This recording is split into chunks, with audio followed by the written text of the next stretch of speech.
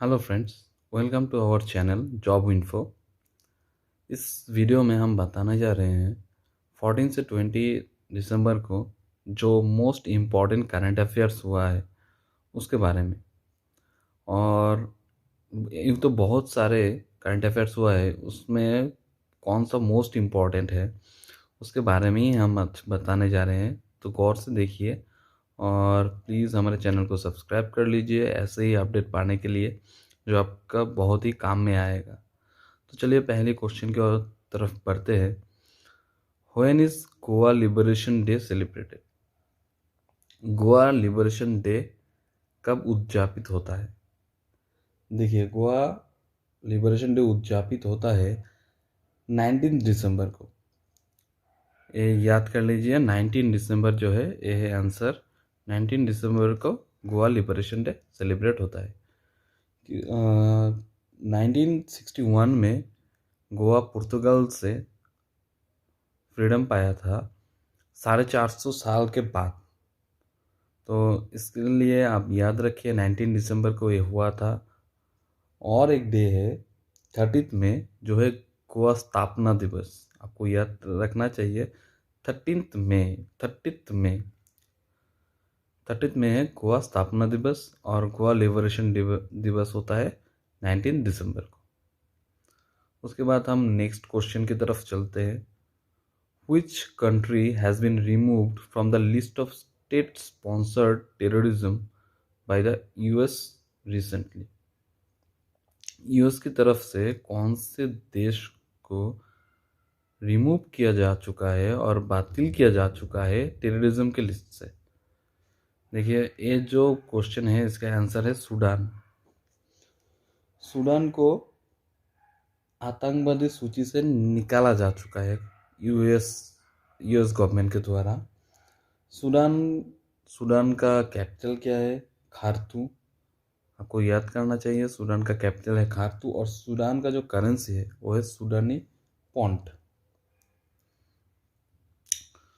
उसके बाद चलिए थर्ड क्वेश्चन की तरफ हम चलते हैं। वो है who has stop the recently released human freedom index? हमारा जो इन 2020 में मानविक स्वतंत्रता सूचक के अधीन में कौन सा देश शीर्ष पे है? ये है न्यूजीलैंड। ये है न्यूजीलैंड। ये जो सी नंबर ऑप्शन है न्यूजीलैंड। देखिए, यहाँ पर हमें जानना चाहिए स्विट्ज़रलैंड जो है वो है सेकेंड पोजीशन पे, सेकेंड।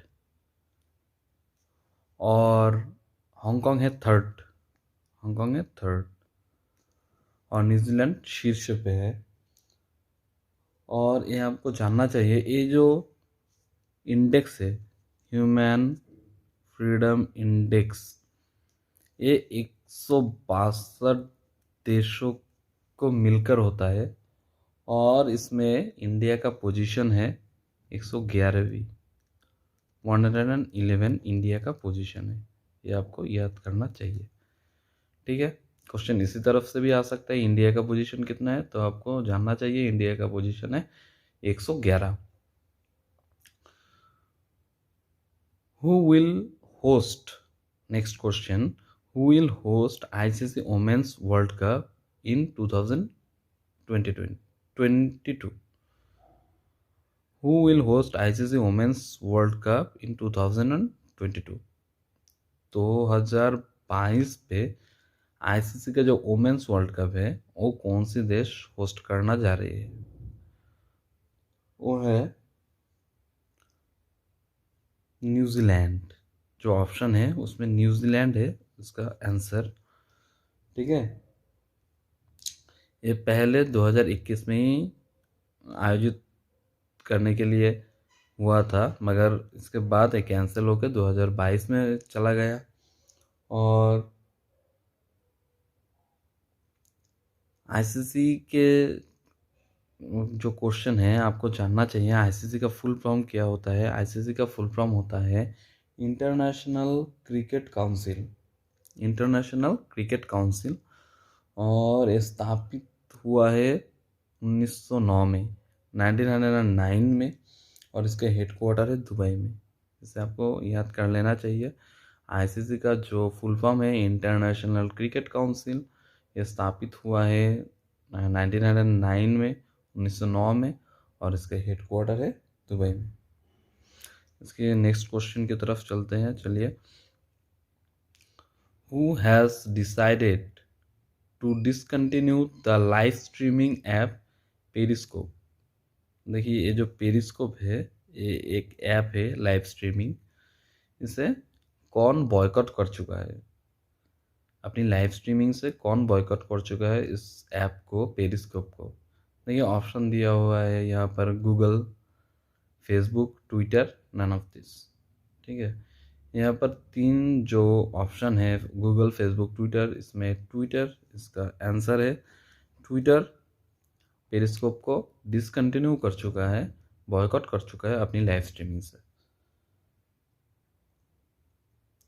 ठीक है, चलिए, और ट्विटर के बारे में जब हम बता ही रहे हैं तो और जान लेते हैं। ट्विटर का स्थापित हुआ है, ट्विटर जो चल रहा है ये 2006 से चल रहा है, और इसका हेडक्वार्टर है कैलिफोर्निया में।